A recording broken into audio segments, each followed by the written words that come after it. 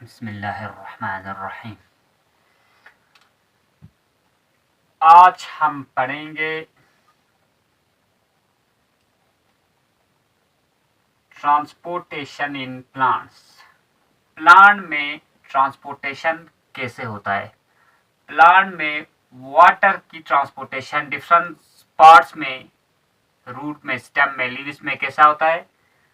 और हम पढ़ेंगे प्लांट्स में फूड की ट्रांसपोर्टेशन, फूड कहाँ बनता है, इसके बाद रूट में, लीव्स में या स्टेम में, फ्लावर में, फ्रूट्स में फूड की ट्रांसपोर्टेशन कैसा होता है, ये हम आज पढ़ने की कोशिश करेंगे। अच्छा, सबसे पहले हम प्लांट में ट्रांसपोर्टेशन बात करेंगे तो ट्रांसपोर्टेशन आप सबसे पहले आते हैं ट्रांसपोर्टेशन ऑफ वाटर। वाटर की ट्रांसपोर्टेशन की सबसे पहले हम बात करेंगे। वाटर की ट्रांसपोर्टेशन की बात करने के लिए क्या होता है, फॉर एग्जांपल यहाँ पे एक डायग्राम बनाया है। इस डायग्राम में क्या है, इस डायग्राम में ही ये है डॉटेड पार्टिकल्स, वो हमने क्या बनाया है, वो है वाटर मॉलिक्यूल्स। ये जो बड़ा स्क्वायर जैसा बना है वो है सॉइल पार्टिकल। जब हम पानी डालते हैं, वाटर डालते हैं सॉइल में, तो सॉइल से सबसे पहले यहाँ पे ये आपको नजर आ रहा हो, यहाँ पे हायर लाइक स्ट्रक्चर्स होते हैं, इसको कहते हैं रूट हायर। इसको देखो, इसको कहते हैं रूट हायर। ये रूट हायर सबसे पहले वाटर को करता है absorb by the process of diffusion. By the process of diffusion root hair क्या एब्जॉर्ब करता है, वाटर। इसके बाद रूट हायर से कहा जाएगा, सबसे बाहर के लेयर में जाएगा, सेल के, प्लांट के रूट के सबसे बाहर के लेयर के सेल को कहते हैं एपिडर्मिस। रूट हायर से एपिडर्मिस में जाएगा by the process of osmosis. Diffusion होता है higher concentration to lower concentration, osmosis होता है, ऑस्मोसिस भी होता है higher concentration, movement of water from higher concentration to a lower concentration. मगर यहाँ पे एक फर्क है, क्या कहता है कि ऑस्मोसिस में एक सेमी परमिएबल मेम्ब्रेन के थ्रू आर पार होता है। तो पहला हो गया कि सॉइल से आ गया रूट हायर में by the process of diffusion, root hair से रूट में, रूट के सबसे पहले पहुंच जाएगा एपिडर्मिस में by the process of osmosis. इसके बाद एपिडर्मिस से कहां पहुंचेगा, by the process of osmosis. ये तीन सेल्स अलग बनाए हैं, ये तीन सेल्स, इस तीन सेल्स में जाएगा by the process of osmosis. Cell को कहते हैं कॉर्टेक्स। कॉर्टेक्स के यहाँ पे एक लंबा सेल एक बनाया है, इस के बाद इस सेल में जाएगा, इस सेल्स को कहते हैं एंडोडर्मिस। एंडोडर्मिस अंदर वाले सेल्स को कहते हैं हम एंडोडर्मिस। ये थोड़ा बड़ा करके बनाया गया है, इसमें भी बाय द प्रोसेस ऑफ जाएगा ऑस्मोसिस। इसके बाद एंडोडर्मिस से कहां पहुंचेगा, एंडोडर्मिस से एक पाइप लाइक स्ट्रक्चर में पहुंचेगा। उस पाइप लाइक स्ट्रक्चर को हम कहते हैं जाइलम। जाइलम में भी पहुंचेगा by the process of osmosis. यहां तक तो ऑस्मोसिस के जरिए पहुंच जाएगा, मगर इसके बाद ऊपर जाएगा तो अगर छोटे छोटे ग्रास हैं तो वहां पे तो हो सकता है डिफ्यूजन या ऑस्मोसिस के जरिए हो, लेकिन बड़े ट्रीज में, यूक्लिप्टस जैसे बड़े ट्रीज में, सिक्विडेंड्रॉन जैसे बड़े ट्रीज में क्या होता है, वहां पे ऑस्मोसिस या डिफ्यूजन के जरिए नहीं होता ट्रांसपोर्ट, क्योंकि ऑस्मोसिस या डिफ्यूजन एक स्लो प्रोसेस है। वहां पे एक दूसरा ट्रांसपोर्ट शुरू होता है, उसको कहते हैं हम एक्टिव ट्रांसपोर्ट। एक्टिव ट्रांसपोर्ट में हमारे लिए दो चीज होता है, एक होता है हमारे लिए रूट प्रेशर। वहां पे यहाँ पे लिखा हुआ है क्या है, रूट प्रेशर। रूट प्रेशर क्या होता है, रूट प्रेशर ये होता है कि फॉर एग्जांपल यहाँ पे हमने, फॉर एग्जांपल ये एक कैरेट का रूट बनाया गया,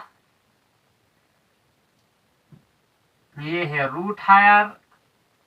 जब हम यहाँ पे इसको वाटर डालते हैं तो यहाँ पे कंसंट्रेशन वाटर की बढ़ जाता है। वाटर की कंसंट्रेशन,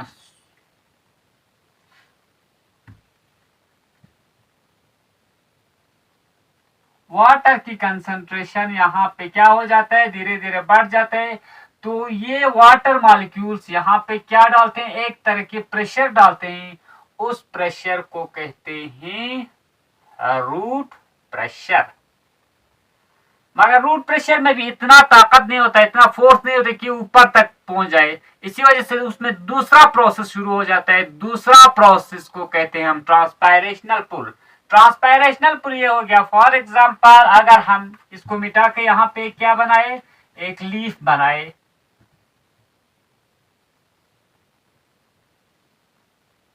लीफ के अंदर होता है क्या, लीफ के अंदर होता है स्टोमेटा। इस स्टोमेटा के थ्रू वाटर मॉलिक्यूल्स क्या हो जाता है, बाहर आ जाते हैं।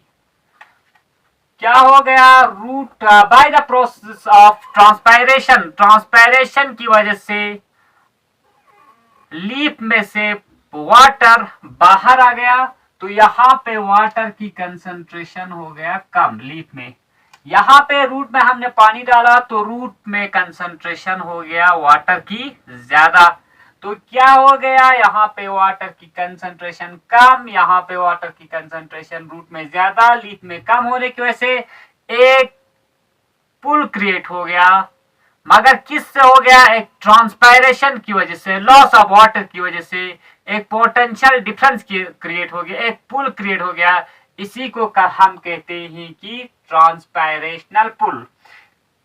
इसको समझने के लिए फॉर एग्जांपल क्या करते हैं, आप देख सकते हैं कि एक फ्रूटी है, इसको हम क्या करते हैं कि यहाँ पे एक पाइप है, इस पाइप को आप मान लो, इस पाइप को आप क्या मान लो, इस पाइप को आप मान लो ये है जाइलम। इस पाइप को क्या मानना है, जाइलम मानना है। तो यहां से हम इसको मानना है प्लांट्स का क्या, प्लांट्स का मानना है रूट। यहां से क्या होता है, जब हम इस फ्रूटी को कहां से, यहां ऊपर से सक करते हैं तो ये ऊपर की तरफ आ जाता है, इस फ्रूटी के डब्बे से हमारे मुंह में आ जाता है। क्यों मुंह में आ जाता है, क्योंकि यहाँ पे है प्रेशर ज्यादा, हमारे मुंह में है प्रेशर कम। इसी वजह से एक पोटेंशियल डिफरेंस क्रिएट होता है, तो ऊपर इसी वजह से आ जाते हैं। बिल्कुल इसी तरह क्या होता है, रूट में यहाँ पे वाटर की कंसंट्रेशन, जब हम वाटर डालते हैं तो वाटर की कंसंट्रेशन यहाँ पे ज्यादा हो जाता है, यहाँ पे ट्रांसपायरेशन की वजह से क्या होता है, कम हो जाता है, इसी वजह से बाहर आ जाता है। इस तरह का, जिस तरह फ्रूटी में काम करता है, ऊपर सक करते हैं हम फोर्स के जरिए, वहां भी ट्रांसपायरेशनल पुल के जरिए ऊपर खींच लेता है। ये दो प्रोसेस हैं ट्रांसपोर्टेशन ऑफ वाटर के लिए। पहले का नाम है रूट प्रेशर, दूसरे का नाम है ट्रांसपायरेशनल पुल। इन दो प्रोसेस की वजह से ट्रांसपोर्ट ऑफ वाटर होता है प्लांट्स में। अब हम पढ़ेंगे कि ट्रांसपोर्ट ऑफ फूड कैसे होता है। ट्रांसपोर्ट ऑफ फूड पढ़ने के लिए दूसरा ट्यूब होता है, ट्रांसपोर्ट ऑफ फूड करने के लिए। ट्रांसपोर्ट ऑफ वाटर तो जाइलम के जरिए हो गया था, मगर ट्रांसपोर्ट ऑफ फूड के लिए इसी जाइलम के सीध में ही दूसरा एक पाइप होगा। उस पाइप को हम कहते हैं, उस पाइप को हम क्या कहते हैं, उस पाइप को कहते हैं हम फ्लोएम। फॉर एग्जाम्पल ये पतला पाइप एक बनाया है, इसको हमने क्या कहा, इसको कहा हमने फ्लोएम। क्या होगा, सबसे पहले इस लीफ में क्या बनेगा, लीफ में है क्लोरोप्लास्ट, मेसोफिल सेल होते हैं, उसमें क्लोरोप्लास्ट, क्लोरोप्लास्ट में ग्रेना और स्ट्रोमा होते हैं। वहां पे डार्क और लाइट डायरेक्शन, ग्रेना में लाइट डायरेक्शन, स्ट्रोमा में डार्क डायरेक्शन की वजह से वहां पे खाना बनता है। खाना बनने के बाद सबसे पहले इस लीफ से कहा जाता है, लीफ से जाता है फ्लोएम में। खाने का, फूड का, ग्लूकोज का ट्रांसपोर्ट हो जाता है सबसे पहले bye the process of photosynthesis. Leaf में खाना तो बन जाता है, मगर ट्रांसपोर्ट करता है सबसे पहले यहां से लीफ में कहा जाएगा, लीफ के फ्लोएम में जाएगा। उसको कहते हैं हम फ्लोएम लोडिंग। लोड हो रहा है वहां पे, फ्लोएम में क्या हो रहा है, खाने का या ग्लूकोज का लोड हो रहा है, उसको कहते हैं फ्लोएम लोडिंग।